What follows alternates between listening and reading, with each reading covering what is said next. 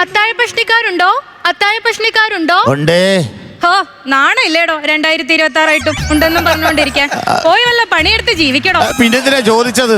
ചോദിക്കുന്നത് ഞങ്ങളുടെ ഒരു പാരമ്പര്യം. അവ പറയണത് ഞങ്ങളുടെ ഒരു പാരമ്പര്യം. വെറുതെ എന്നെ കൊണ്ട് ഉടവാൾ എടുപ്പിക്കരുത്. നിങ്ങൾ ഇത് കേൾക്കണം. ഇന്നാണ് ഞാൻ കാത്തിരുന്ന ദിവസം. എന്റെ മകൻ ആരോമലുണ്ണിക്ക് 21 വയസ്സ് തികഞ്ഞിരിക്കാം. അവന് വിട്ടിട്ട് വേണം ആ ചതിയൻ ചന്തുവിനെ ഒരു പാഠം പഠിപ്പിക്കാൻ. ആ ദാ വരുന്നല്ലോ എന്റെ മോൻ. അംഗത്തിന് പോയിട്ടുള്ള വരവാ.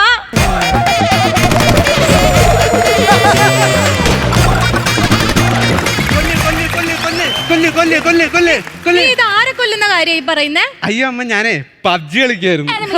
നീ ഇങ്ങനെ പബ്ജിയും കളിച്ച ആളെയും കൊന്ന് നടന്നോ? എങ്ങനെ കൊല്ലാതിരിക്കുമേ? അതല്ലേ നമ്മുടെ തറവാട്ട് പാരമ്പര്യം. തറവാട്ട് പാരമ്പര്യം കാക്കാനേ അംഗത്തിൽ ഇറങ്ങിയാ കൊല്ലണ്ടുള്ളത്, അല്ലാതെ പബ്ജിയിലല്ല. അതുകൊണ്ട് ഞാൻ പൂരോടെ ഇരിക്കണം. ഓ, ഇതെന്താണ്? പൂഴിക്കടകന് പോയിട്ട് പൂഴിയായിട്ടാണോ വന്നേക്കുന്നേ? അയ്യോ, ഇത് പൂഴിയല്ല, ഇത് അംഗനവാടി നിന്നിട്ട് അമൃതം പൊടിയാ. അപ്പൊ നീ അംഗത്തിന് പോയതല്ലേ? പിന്നെ അംഗത്തിന് പോയി. അമ്മക്ക് അങ്ങനെ പറഞ്ഞാൽ മതി. അംഗത്തിന് പോയി കഴിഞ്ഞാൽ വെട്ടുകൊണ്ട് ഓടേണ്ടി വരും. ഇതാകുമ്പത്തേക്ക് ഫ്രീ ആയിട്ട് അമൃതം പൊടി കിട്ടും. ടീച്ചറെ വായി നോക്കാം. നിനക്കൊരു കാര്യം അറിയോ? നിനക്കിന്ന് 21 വയസ്സ് തികഞ്ഞിരിക്കാം. എനിക്ക് 21 വയസ്സായ? അതെ. അപ്പൊ ബിവറേജിൽ പോയി ക്യൂ നിൽക്കാലോ. മോശം. മൊണ്ണേ, അമ്മേ നീ പോയി ആ ചതിയൻ ചന്തുവിന്റെ തലയർത്ത് കൊണ്ടുവരണം. എന്നിട്ട് ആ രക്തം കൊണ്ട് വേണം അമ്മയ്ക്ക് മുടി കെട്ടാൻ.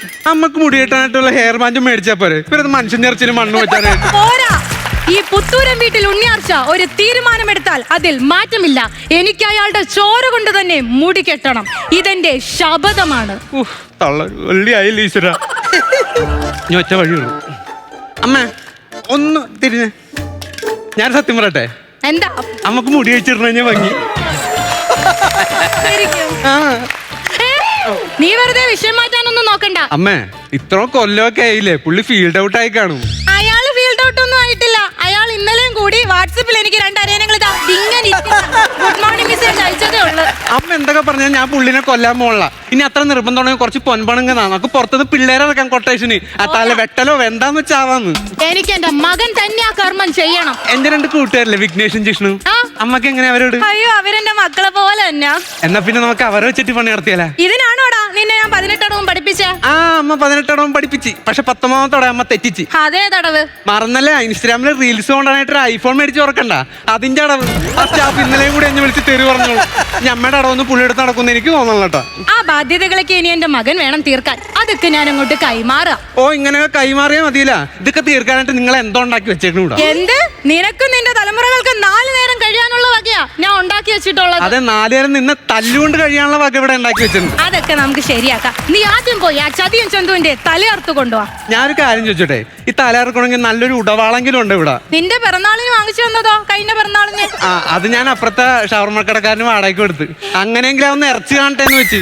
പിന്നെ ഫ്രീ ആയിട്ട് പുള്ളി ഷവർമേന്ന് തരും. തിന്നു മുടിപ്പിക്കാൻ വേണ്ടി ഇങ്ങനെ ഒരു ജന്മം. നീ പോയി അയാളുടെ തലയെറിഞ്ഞു കൊണ്ടുവന്ന നിനക്ക് ഞാൻ വാങ്ങിത്തരാം ഒരു ഷവായ. അങ്ങേരുടെ വെട്ടുകൊണ്ട് ഞാൻ ഷവായി കഴിഞ്ഞ ഷവായിക്ക് വേസ്റ്റ് അല്ലേ അമ്മ? എങ്കിൽ 2 അൽഫാം മന്തി ആയാലോ? അൽഫാമോ? അവസാനം മാറ്റി പറയരുത്. ഇല്ല, വാങ്ങി തന്നിരിക്കും. ലോകനാഥ് ബെഹ്റയാണ് സത്യം. ലോകനാഥ് കാവിലമ്മേ. പിന്നെ അയാള് കൊച്ചിയിൽ എവിടെ രഹസ്യമായിട്ട് താമസിച്ചിരിക്കുന്നെന്ന് അറിയാൻ കഴിഞ്ഞ ആ ലൊക്കേഷൻ അമ്മ നിനക്ക് വാട്സപ്പ് ചെയ്തേക്കാം. മോൻ അങ്ങോട്ട് പോയിക്കോ. നമുക്ക് ലൊക്കേഷൻ എവിടെ കിട്ടി? അതെനിക്കൊരു ചാരം വഴി കിട്ടിയതാ. നമുക്ക് ചാരൻ സ്പൈ. ഇന്നാ വഴിച്ചെലവിനും ആഹാരത്തിനും ഈ പൊൻപണ ഇരിക്കട്ടെ. നന്നായി വാ.